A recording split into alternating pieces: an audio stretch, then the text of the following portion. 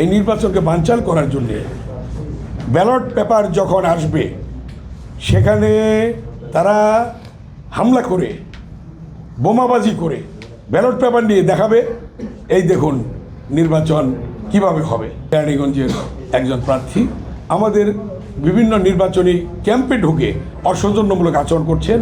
এমনি একটি সময়ে আজকে কেরানীগঞ্জের, আমি কারো নাম বলবো না, কেরানীগঞ্জের একজন প্রার্থী আমাদের বিভিন্ন নির্বাচনী ক্যাম্পে ঢুকে অসৌজন্যমূলক আচরণ করছেন, পায়ে পাড়া দিয়ে ঝগড়া করার চেষ্টা করছেন। আজকে আমাদের নেতাকর্মীরা বসে আছেন, সেখানে গিয়ে অকথ্য ভাষায় গালিগালাজ করতেছেন। আপনারা মিডিয়াতে শুনেছেন এবং বিভিন্ন ফেসবুকে দেখেছেন আমার সম্পর্কে কিভাবে কুৎসা করেছে, আমাকে কিভাবে হ্যাঁ প্রতিবন্ধ করার জন্য কথাগুলি বলেছে। আমার ছেলে ব্যারিস্টার ইরফান ইবনে আমান অভি 18তে নির্বাচন করেছে, তার সম্পর্কে কি বলেছে।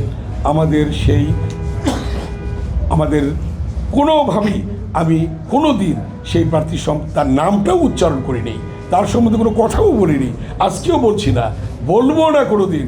কারণ 91 সালে নির্বাচনের পরে যে 91 সাল থেকে যত প্রার্থী ছিল আমার সাথে প্রতিদ্বন্দ্বিতা করেছেন তাদের নাম আমি কখনো উচ্চারণ করিনি, তাদের সম্পর্কে একটি কথাও আমি বলিনি, আজকেও বলছি না, বলবো না আমি। এক্সট্রিম মশার কয়েল প্ল্যান্ট ফাইবার দিয়ে তৈরি, তাই সহজে ভাঙে না, সুগন্ধিযুক্ত ও নিরবিচ্ছিন্নভাবে জ্বলে। ডেঙ্গু, চিকুনগুনিয়া বাহি সহ যে কোনো মশার বিরুদ্ধে দেয় এক্সট্রিম সুরক্ষা। আমার সম্পর্কে গালিগালাজ করছে, বলছে, বিভিন্নভাবে হ্যাঁ প্রতিপন্ন করার চেষ্টা করছে। আমার ছেলে কি দোষ করেছে? ব্যারিস্টার ইরফান ইবনে আমান অমি, সে তো নির্বাচন করেছে 18তে এবং এবার তারই নির্বাচন করার কথা ছিল, কিন্তু দল সিদ্ধান্ত দিয়েছে এবার আমাকে করার জন্যে আগামীতে ব্যারিস্টার ইরফান ইবনে আমান অমি করবে ইনশাল্লাহ। অতএব আমাদের কাছকে হ্যাঁ প্রতিপন্ন করার জন্য বিভিন্নভাবে বিভিন্ন কথা বলছে, পায়ে পাড়াতে ঝগড়া করার চেষ্টা করছে। এবং এই জিনিসটি আমাদের মধ্যে কিছু কিছু সংবাদ আমরা শুনেছি, এই নির্বাচনকে বানচাল করার জন্যে ব্যালট পেপার যখন আসবে সেখানে তারা হামলা করে বোমাবাজি করে ব্যালট পেপার নিয়ে দেখাবে এই দেখুন নির্বাচন কিভাবে হবে।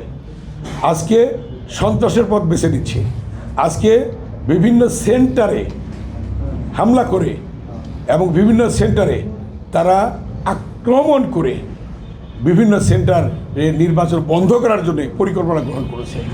আপনাদের মাধ্যমে আমি আহ্বান জানাবো অন্তর্বর্তীকালীন সরকার আন্তরিক, অন্তর্বর্তীকালীন সরকারের মাননীয় প্রধান উপদেষ্টা আন্তরিক, অন্তর্বর্তীকালীন সরকারের প্রশাসন আজকে আন্তরিক।